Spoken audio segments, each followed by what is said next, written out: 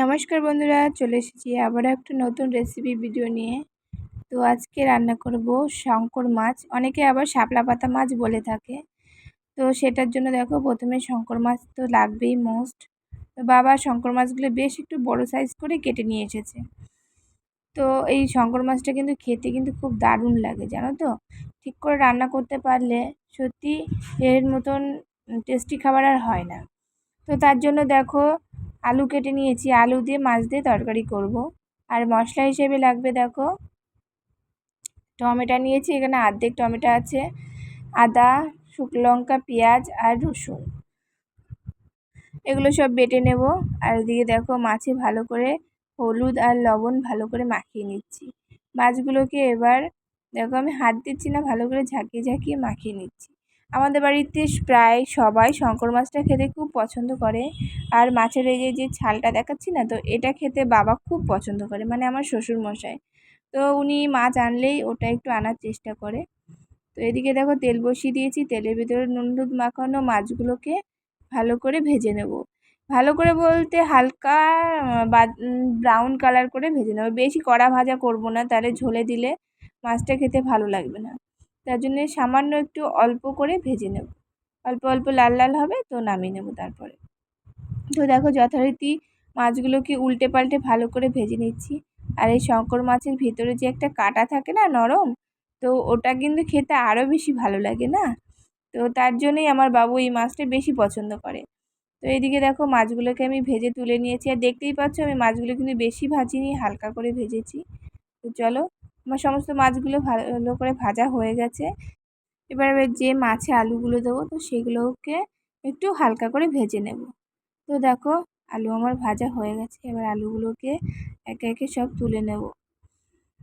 তো আলুটা ভাজলে কী হবে বলো তো, আলুর যে একটা কাঁচা ফ্লেভার, তো সেটা থাকবে না, সেটা চলে যাবে। তো তার জন্য আলুগুলোকে হালকা করে ভেজে নিয়েছি।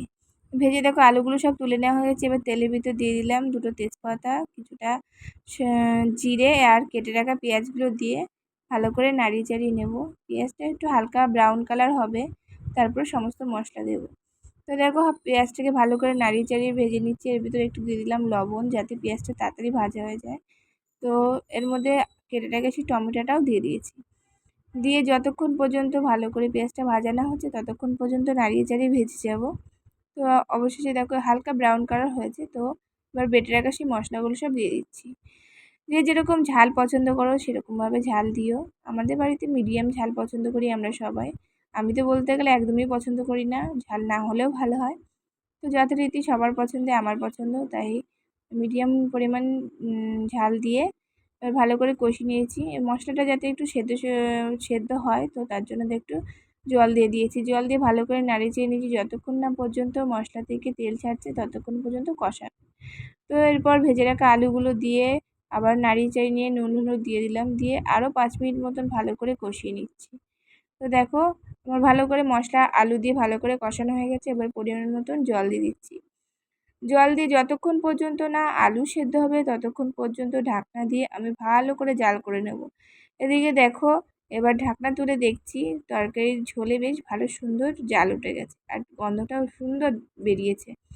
এবার চলো একটা খুন্তিতে চাপ দিয়ে দেখবো আলুটা বেশ সেদ্ধ সেদ্ধ হয়ে গেছে। এবার ভেজে রাখা মাছগুলো সব দিয়ে দেবো। এই মাছটা যদি তোমরা এরকম করে রান্না করে খেয়ে থাকো অবশ্যই তোমাদের অনেক অনেক ভালো লাগবে। এটা মাংসর থেকেও বেশি ভালো লাগে। যারা মাংস পছন্দ করো আর এই মাছটা যদি খাও, তাহলে তারা মাংস খাওয়া বলে মাংসর থেকে বেশি ভালো লাগে, মাংস ছেড়ে দিয়ে এটা খাওয়া শুরু করে দেবে, এমন একটা ব্যাপার। তো বাড়ির সবাই বলে যে আমি রান্নাটা একেবারে খারাপ কিছু করি না, মোটামুটি চলে, ভালোও বেশি একটা খারাপও করি না, বেশি ভালোও করি না, তো মোটামুটি চলে। তো কিছু কিছু সময় মনে হয় যে আমি তো এত কষ্ট করে রান্না করি, আমি কি এতই খারাপ করি? তো বাবা যখন বলে না ভালো হয়েছে, শুনতে খুব ভালো লাগে। তো দেখো বেটে নিয়েছিলাম গরম মশলা, এবার মশলাটাকে ভালো করে দিয়ে দিলাম। দিয়ে আবারও 5 মিনিট মতো ভালো করে নাড়িয়ে চাড়িয়ে মিশিয়ে নেব মশলাটা, গরম মশলাটা। তারপর নামিয়ে দেবো। আমার রেডি হয়ে গেল আলু দিয়ে শঙ্কর মাছের ঝোল। তো রেসিপিটা কেমন লাগলো অবশ্যই তোমরা কমেন্ট করে জানিও। আর ভালো লাগলে প্লিজ আমার চ্যানেলটিকে সাবস্ক্রাইব করো। আর আমার পাশে থেকেও নতুন নতুন এরকম রেসিপি তোমাদের সঙ্গে আমি আরও শেয়ার করব। তো বন্ধুরা সবাই ভালো থেকো, সুস্থ থেকো, সবাই সবাইকে সাপোর্ট করো, সাপোর্ট না করলে কেউ কখনো এগোতে পারে না। তো বাই।